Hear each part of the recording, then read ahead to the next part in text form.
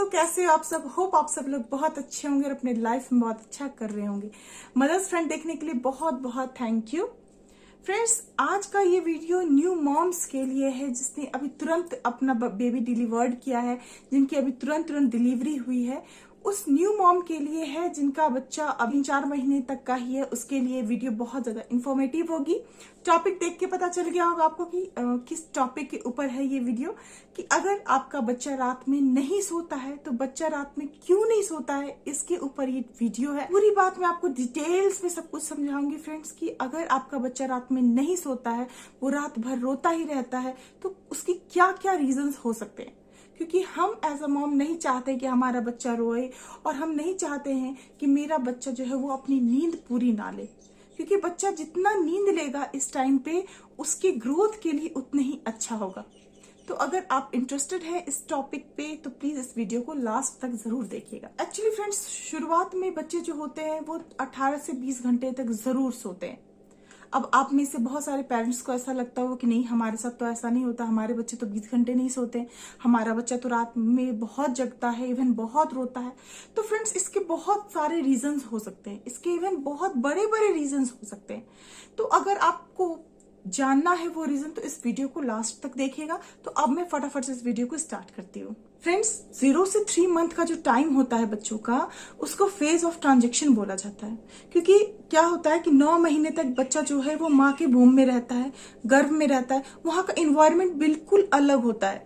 दिन कब हो रही है, रात कब हो रही है, उससे कोई फर्क नहीं पड़ता है। बच्चे को पी पू, डायपर पहनना, कपड़े पहनना, उसे भूख लगना, प्यास लगना, ये सब उसकी लाइफ में एग्जिस्ट ही नहीं करती है फ्रेंड्स। तो बच्चों का उस टाइम का इन्वायरमेंट अलग होता है, और अभी जैसे वो वर्ल्ड में आते हैं तो उनका जो इन्वायरमेंट है उसको चेंज सा मिलता है, उससे बच्चों को बहुत ज्यादा डिस्कम्फर्ट फील होता है। अब बच्चों के अंदर कोई क्लॉक तो लगी हुई नहीं है जो बच्चों को ये बताए कि बच्चे अब आप वर्ल्ड में आ गए हो, तो अब यहाँ पे ऐसा होगा, आपको डायपर पहनना पड़ेगा, आपको फीड करना पड़ेगा। अब खुद सोचो, बच्चों की कोई भूख मिटाने के लिए भी, एक छोटी सी भूख मिटाने के लिए ही इस दुनिया में आते ही बच्चे को मेहनत करना पड़ता है। फीड करना उसके लिए बिल्कुल नई चीज होती है। जैसे माँ को फीड करवाना नई चीज होती है, वैसे बच्चों के लिए भी फीड करना बहुत बड़ी बात हो जाती है। तो ये सारा चेंजेस जो बच्चों को मिलता है ना, इसलिए बच्चा जो है वो थोड़ा सा कंफ्यूज सा हो जाता है, और इसलिए कई बच्चे जो होते हैं वो रात में कम सोते हैं। बट ये जो लोग कहते हैं कि रात में बच्चे बिल्कुल भी नहीं सोते हैं, रात में बच्चे बहुत ज्यादा रोते हैं, अगर ऐसा कोई आसपास के लोग आपको कहते हैं तो मैं अपनी तरफ से कहूंगी कि फ्रेंड्स कि नहीं, ये एक सिर्फ मिथ है। बस बच्चों में जो बदलाव आ रहा है, ये जो चेंज आ रहा है, इसके कारण बच्चे ऐसा करते हैं। तो आपको एज अ पेरेंट्स क्या करना है, आपको उनको हेल्प करनी है इस चेंज को समझने में। बच्चा रो रहा है, ठीक है, बच्चा नहीं सो पा रहा है, ठीक है, आप उसको टाइम दो। बस 3 महीने तक या 2.5 महीने तक ही बच्चा सब कुछ समझने लग जाएगा, और फिर आप देखेंगे कि आपकी लाइफ जो है कितनी अच्छी हो जाएगी। आपका बच्चा रात में सोने भी लग जाएगा, रात में रोना भी कम कर देगा। लेकिन तब तक आपकी प्रायोरिटी होनी चाहिए कि आप बच्चे को हेल्प करो ये सारा इन्वायरमेंट समझने में। फ्रेंड्स, अब मैं आपको दूसरे सवाल का जवाब देती हूँ जो हर पेरेंट्स के मन में आता है, खास करके न्यू पेरेंट्स के मन में तो जरूर आता है कि आइडियली छोटे बच्चों को कितना नैप लेना चाहिए, बच्चों को कितना सोना चाहिए। तो देखिए फ्रेंड्स, इसका अगर मैं सिंपली आपको आंसर दूं तो आप अपने बच्चों का कोई रूटीन नहीं बना सकते हो, कोई फिक्स रूटीन शुरू के 3 महीने तक तो बिल्कुल नहीं बना सकते हो। हाँ, बच्चे रूटीन को समझेंगे, लेकिन उसके लिए भी वो पूरा का पूरा 3 मंथ तो जरूर ले लेंगे। जैसे जैसे वो इन्वायरमेंट को समझना स्टार्ट कर देंगे, वैसे वैसे ही वो आपके रूटीन को भी समझना स्टार्ट कर देंगे। 6 मंथ का भी टाइम ले सकते हैं, ऐसा कोई फिक्स नहीं है। इसका सिर्फ एक ही रूल होता है फ्रेंड्स, वो है स्लीप ऑन डिमांड। बच्चे का जब मन करे बच्चे को सोने दीजिए। कई बार होता है ना कि हम पेरेंट्स सोचते हैं कि बच्चे को अगर हम दिन में नहीं सोने देंगे तो बच्चा रात में जरूर सोएगा, बट ऐसा नहीं होता है। आपका बच्चा अगर दिन में सोना चाहता है तो उसको दिन में ही नैप लेने दीजिए, उसको दिन में ही सोने दीजिए। आप अगर उसको डिस्टर्ब करेंगे तो उसके ग्रोथ को आप डिस्टर्ब कर रहे हो। तो बच्चा जितना सोएगा उसके ब्रेन के डेवलपमेंट के लिए, उसके ग्रोथ के लिए उतना ही अच्छा है। तो बच्चा आइडली 18 घंटे या 16 घंटे से ऊपर भी सो रहा है तो बहुत अच्छा माना जाता है। अब हम बात करते हैं सबसे इम्पोर्टेंट क्वेश्चन पर कि अगर बेबी 16 से 18 घंटे नहीं सो रहा है तो इसके क्या क्या बड़े बड़े रीजंस हो सकते हैं जिसको कि हर पेरेंट्स को जरूर चेक कर लेना चाहिए। तो सबसे पहला रीजन होता है फ्रेंड्स हंगर, भूख। ये जो हंगर है ये सबसे बड़ा और सबसे मेन रीजन होता है बच्चों को रात में नहीं सोने का। क्योंकि बच्चा जब बूम में रहता है, बच्चा जब पेट में रहता है तो क्या होता है कि उसका इन्वायरमेंट चूंकि अलग होता है, उसको खाना पीना सब कुछ आराम से मिल रहा होता है, उसे कोई एफर्ट नहीं करना पड़ता है। लेकिन जैसे ही वो इस दुनिया में आता है, जैसा कि मैंने आपको पहले बोला, उसको एक अपनी पहली छोटी सी भूख मिटाने के लिए भी मेहनत करनी पड़ती है। ऊपर से उसको पता नहीं होता है कि वो कैसे फीड करे। तो क्या होता है कि उसके लिए छोटी छोटी एक्टिविटी ही बहुत बड़ी एक्टिविटी बन जाती है, जिसके कारण कि वो थक जाता है। और कई बार आपने देखा होगा कि बच्चा जो है फीड करते करते ही सो गया, उसने थोड़ी सी फीड करी और सो गया। बच्चे को आइडली डॉक्टर कहते हैं कि 15 मिनट एक ब्रेस्ट और 15 मिनट एक ब्रेस्ट, यानी कि कम से कम 25 मिनट तो फीड करे ही करे। लेकिन बच्चा क्या करता है कि वो तुरंत सो जाता है, थोड़ी देर फीड करेगा और सो जाएगा। बच्चे को तो भूख लगा ही रह जाता है और इसीलिए बच्चा जो है वो बीच रात में उठ करके आपसे फीड मांगता है। ये सबसे पहला रीजन है बच्चे के भूखे रहने में। दूसरा भी इसी से रिलेटेड है, हंगर से रिलेटेड है कि अगर आपका मिल्क सप्लाई कम हो गया तो भी बच्चा जो है वो बीच में रात उठेगा और बार बार आपसे फीड मांगेगा। क्योंकि कई बार क्या होता है कि माँ को तो लगता है हम फीड करवा रहे हैं, मैं फीड करवा रही हूँ, बट क्या होता है कि आपका मिल्क का सप्लाई नहीं आ रहा है। बच्चा सक कर रहा है, सक कर और सक करते करते थक के वो सो जाता है, लेकिन उसका पेट तो खाली रह जाता है। इसलिए वो बार बार जो है वो उठ उठ करके आपसे जो है वो फीड मांगता है। और ऐसा देखा गया है और डॉक्टर भी ऐसा कहते हैं कि सुबह में, मॉर्निंग में मिल्क सप्लाई जितना अच्छा रहता है मदर का, शाम होते होते वो सप्लाई जो है वो कम हो जाता है। ऐसा मेरे साथ भी हुआ है फ्रेंड्स कि मॉर्निंग में मैं जितना अच्छे से मेरे मिल्क का फ्लो होता था, आता था, जितना अच्छे से मेरे बच्चे फीड कर पाते थे, शाम होते होते मैं भी थक जाती थी और शायद इसलिए मेरा मिल्क सप्लाई भी कम होने लग जाता था। इसके बहुत सारे आप उपाय कर सकते हो कि जिसके कारण कि मिल्क सप्लाई बढ़े। मैं लास्ट में यहाँ पे लगा दूंगी कि क्या करने से आपका मिल्क सप्लाई बढ़ेगा, इसके ऊपर मैंने एक वीडियो बना दिया है। बट मिल्क सप्लाई कम होना भी एक बहुत बड़ा रीजन होता है बच्चे के भूखे रहने से। और चूंकि बच्चा भूखा रह जाएगा तो वो रात में बिल्कुल भी नहीं सोएगा, थोड़ी देर सोएगा, फिर भूख लगेगी, वो फिर फीड करेगा, फिर आपका उसको थोड़ी बहुत दूध आएगी, उसका हल्का सा उसको रिलैक्स फील होगा, वो सो जाएगा, फिर थोड़ी देर के बाद वो फिर उठेगा। ये बहुत बड़ा रीजन होता है फ्रेंड्स। अब बात करते हैं दूसरे नंबर रीजन की। दूसरा रीजन होता है फ्रेंड्स वो है गैस। बच्चों के पेट में गैस बन जाना भी एक बहुत बड़ा रीजन होता है फ्रेंड्स, जिसके कारण बच्चे रात में रिलैक्स होकर के सो नहीं पाते। क्योंकि बच्चे छोटे होते हैं ना, अब क्या होता है कि माँ का दूध पी रहे हैं, अब माँ ने कुछ ऐसी चीजें खा ली है जिससे कि अगर माँ को जरा सा भी गैस बना हुआ है तो बच्चे को उससे गैस बन जाती है। भले ही आप लोगों को लगता हो कि मिथ है, बट ये ट्रुथ है। अगर माँ ने कुछ कड़ी चीज खा ली है जिससे कि माँ का तबीयत खराब हो रहा है तो आप देखोगे कि बच्चे का भी तबीयत धीरे धीरे खराब होने लगता है। तो गैस बनना एक बहुत बड़ा रीजन होता है फ्रेंड्स, चाहे वो माँ के कारण बना हो, ब्रेस्ट मिल्क के कारण बना हो, या फिर इस टाइम पे हम अपने बच्चों को फॉर्मूला मिल्क भी देते हैं तो फॉर्मूला मिल्क के कारण भी कई बार क्या होता है बच्चे को है वो गैस बन जाता है। और मैं बोलूं तो गैस का एक रीजन हंगर भी होता है फ्रेंड्स, भूख भी होता है। क्योंकि क्या होता है कि अगर माँ का मिल्क सप्लाई कम हो गया, बाय चांस मिल्क सप्लाई माँ का कम है, तो बच्चा क्या करेगा, उसको भूख लगेगा, वो तो सक करेगा ही। और सक करने में क्या होता है, वो एयर को सक कर लेता है, एयर पेट में ले लेता है, जिसके कारण उसको गैस बन जाती है। तो कहीं ना कहीं गैस का एक रिलेशन हंगर भी होता है। मैं बात करती हूँ तीसरे रीजन का जिसके कारण बच्चे रात में नहीं सोते हैं। तीसरा रीजन है फ्रेंड्स वो है डायपर। जी हाँ फ्रेंड्स, डायपर एक बहुत बड़ा रीजन होता है। ये भी मैं आज आपको जो भी रीजन बताऊंगी फ्रेंड्स, ये मेरा पर्सनल टेस्टेड है, जिसके कारण कि बच्चा रात में नहीं सोया है मेरा भी। तो ये सब कुछ जब मैंने चेक किया था तो फिर बच्चे जो है मेरे धीरे धीरे रिलैक्स होकर सोने लगे थे। तो मैंने एक बार ये भी देखा कि अगर डायपर आपका अच्छे क्वालिटी का नहीं है तो भी बच्चा जो है वो रात में नहीं सोएगा। क्यों? क्योंकि आपने तो डायपर पहना लिया, मान लो आपने कोई लोकल ब्रांड का आज डायपर ले लिया हो, अब उसकी सोकिंग पावर ही अच्छी नहीं है। आपने तो सोचा बच्चे ने डायपर पहन लिया, अब आप भी रिलैक्स होकर सो गए और बच्चे भी सोएंगे। बट आपने अगर अच्छी क्वालिटी का डायपर नहीं पहनाया है, उसकी सोकिंग पावर अच्छी नहीं है, तो बच्चे को उससे इरिटेशन हो सकती है, बच्चे को इचिंग हो सकती है, बच्चा जो है वो गीले पे सोना अच्छा उसको नहीं लगता है। दैट्स वाई जो है बच्चे जो रात में सो नहीं पाते। इसी में दूसरी बात होती है कि अगर आपने टाइमली डायपर को चेंज नहीं किया तो भी बच्चे को डिस्कम्फर्ट फील होता है और बच्चे रात में सोते नहीं है। आइडली डॉक्टर के हिसाब से ऐसा कहा जाता है कि आप हर 2-3 घंटे पे जो है वो डायपर को चेंज कर दिया कीजिए, और वाकई में चेंज कर देना चाहिए। अगर आप ऐसा नहीं करोगे तो डेफिनेटली बच्चे को डायपर रैश हो जाएगी। तो अगर आप टाइम पे डायपर को चेंज नहीं करोगे तो बच्चे को खुजली होने लगती है, इरिटेशन होने लगती है, और इसलिए बच्चा जो है वो सोता नहीं है। इसी में आता है फ्रेंड्स तीसरा रीजन कि अगर आप बच्चे को डायपर चेंज कर रहे हो तो कई बार क्या होता है कि उस एरिया को आपने हवा नहीं लगने दिया, या फिर आपने वहां पे कुछ डायपर रैश क्रीम नहीं लगाई और दोबारा से ऐसे ही आपने दूसरा डायपर पहना दिया है, बार बार आप यही कर रहे हो, तो भी बच्चे को जो है वहां पे रैश हो जाती है। अब बहुत सारे लोगों को लगता है कि जब मेरे बच्चों को रैश हुआ ही नहीं है तो फिर मैं डायपर रैश क्रीम क्यों लगाऊं।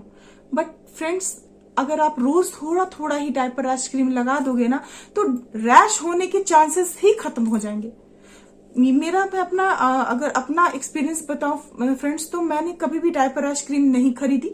हाँ, लेकिन एक चीज मैं हमेशा करती थी कि कोकोनट ऑयल ही मेरे पास हमेशा रहता था और इसकी तासीर भी ठंडी होती है, तो मैं थोड़ा सा ही कोकोनट ऑयल ही अपने बच्चे के डायपर एरिया पे लगा देती थी, पर हर दिन मैं लगा देती थी, जिसके कारण मेरे दोनों बच्चों को आज तक रैश की प्रॉब्लम नहीं आई है, कभी भी नहीं आई है फ्रेंड्स।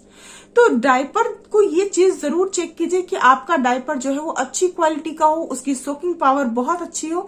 दूसरी चीज कि आप उसको टाइमली चेंज करो, और तीसरी चीज जब आप उसको चेंज कर रहे हो तो उस एरिया को अच्छे से क्लीन करके, उस एरिया को अच्छे से सुखा करके वहां पे आप डायपर रैश क्रीम या फिर कोकोनट ऑयल जो भी हो थोड़ा सा लगा करके, और तब आप उसको दूसरा डायपर पहनाइए। आप देखेंगे कि बच्चे को रैश की प्रॉब्लम नहीं होगी और बच्चा आपका रिलैक्स होकर सोएगा। अगर आप क्लॉथ नैपी पहना रहे हो तब उसकी बात अलग हो जाती है फ्रेंड्स, क्योंकि क्लॉथ नैपी में क्या होता है कि बच्चे ने अगर जरा सा भी पी कर दिया हो, जरा सा भी कर दिया, तो आपको चेंज करना पड़ेगा। अगर आपने नहीं देखा, बाय चांस अगर आप नहीं देख पा रहे बच्चे को गीले पे छोड़ दियो, तो भी बच्चा जो है वो रात में सोना पसंद नहीं करता है गीले पे। इसलिए मेरा सजेशन मानिए तो आप रात की रात तो डेफिनेटली बच्चे को डायपर पहना के सुलाइए, और आप देखेंगे कि बच्चा जो है आपका रात में कितना रिलैक्स होके सोएगा। बट अच्छे ब्रांड का आप डायपर लीजिएगा, जैसे कि मैं आपको 1-2 ब्रांड बता देती हूँ। आप हिमालय का ले सकते हो, अगर आप बजट में लेना चाहते हो तो आप हिमालय के साथ एकदम जा सकते हो। मुझे हिमालय ब्रांड बहुत पसंद है, पर्सनली बहुत पसंद है। दूसरी चीज कि आप पैम्पर में आप जा सकते हो, पैम्पर पैंट्स पहना सकते हो, उसमें प्रीमियम क्वालिटी का भी डायपर आया है। पैम्पर में थोड़ा एक्सपेंसिव है, थोड़ा महंगा है, बट वो डायपर भी बहुत अच्छा है। तो जिसको एक्सपेंसिव लेना है कि हाँ थोड़ा सा खर्च भी हो रहा है तो चलेगा, तो आप पैम्पर का प्रीमियम क्वालिटी वाला ले लो, और जिसको नॉर्मल बजट का लेना है बट अच्छा चाहिए आपको, तो आप हिमालय ब्रांड के साथ जा सकते हो। 4th रीजन होता है फ्रेंड्स, वो है इन्वायरमेंट।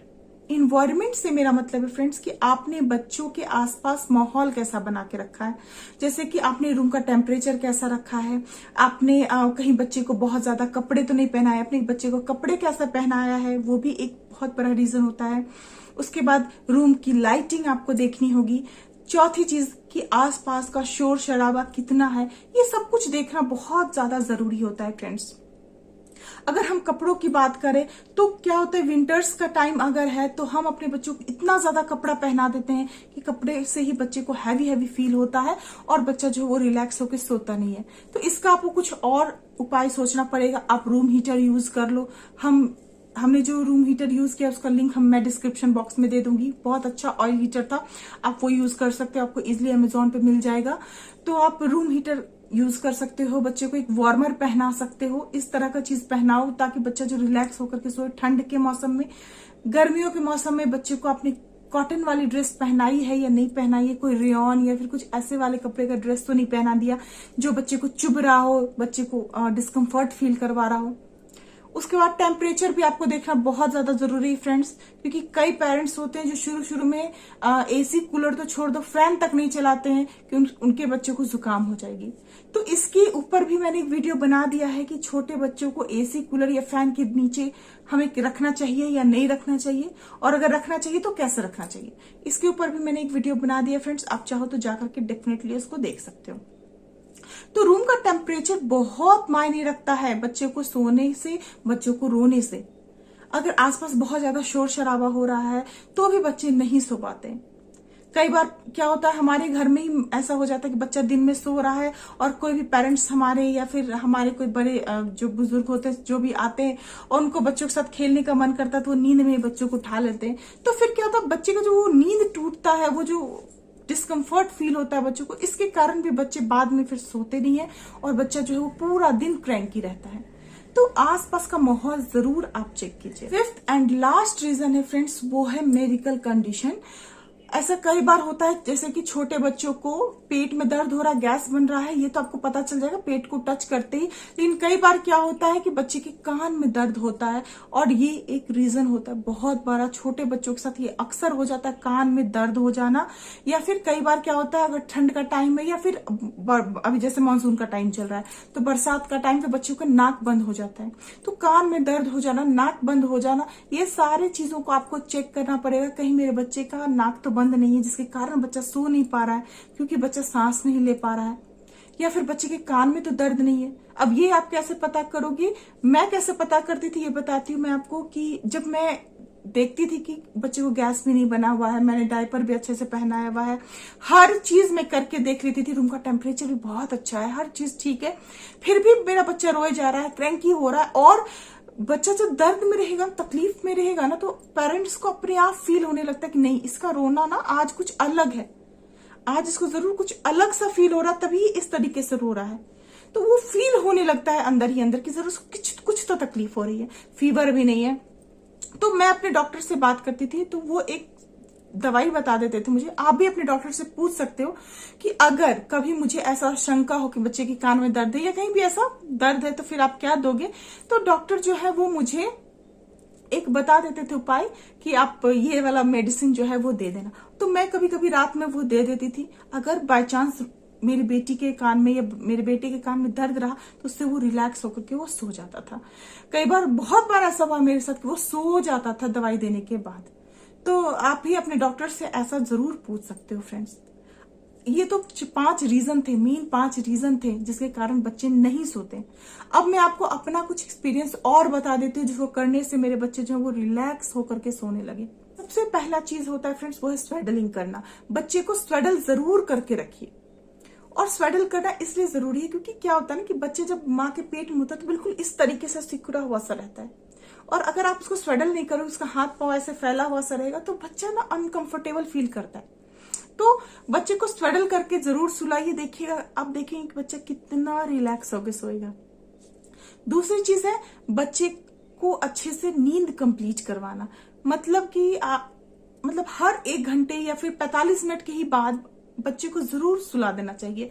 बच्चा जितना सोएगा उसके लिए उतना अच्छा होगा। तो बच्चा, हम भी यही करते थे कि हम अपने बच्चे को ना हमेशा को देखते थे कि हाँ भाई अब 45 मिनट सो रहा है तो अब उसको सोना चाहिए। तो हम जो है मतलब कोशिश में लग जाते थे कि अब तुम सो जाओ। तो इससे क्या हो जाता था कि बच्चे का धीरे धीरे रूटीन भी बनने लग जाता था। तीसरी चीज है कि बच्चे को कभी भी जगाना नहीं है, कच्ची नींद में बिल्कुल भी नहीं जगाना है। कई बार आपके पेरेंट्स कहेंगे आपको, मुझे भी मेरे पेरेंट्स कहते थे कि अब ना रुद्र को जगा दो, देखो कितने देर से वो सो रहा है।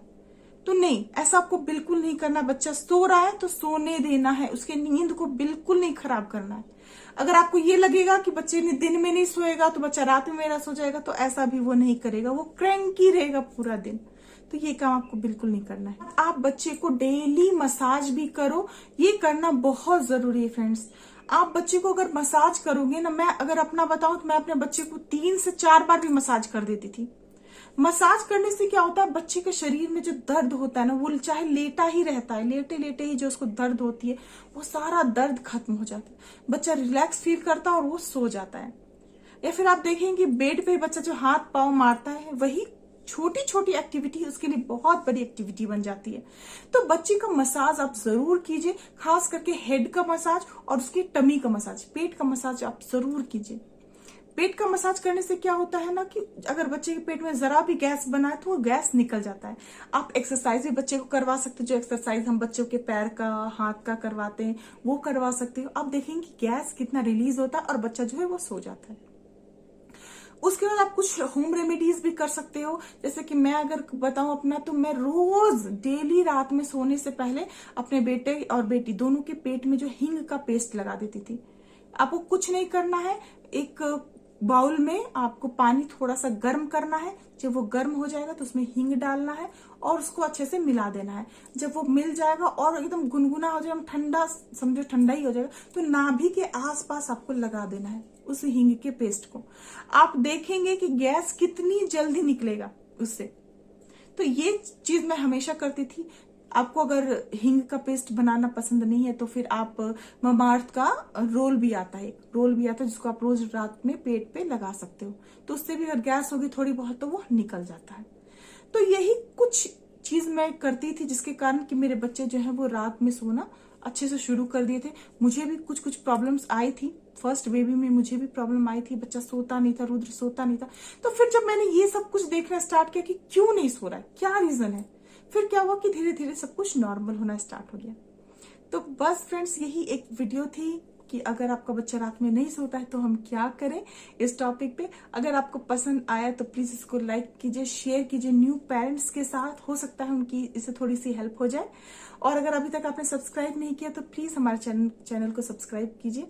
एक बात और मैं आपको बताऊं कि अगर आपको स्टडी मटेरियल चाहिए कि न्यू बच्चे हैं हमारे और उनको पढ़ाना है, तो उसके लिए मैंने एक अलग सा न्यू चैनल स्टार्ट कर दिया है। मेरे बेटे के नाम पर है, रुद्र प्रताप सिंह।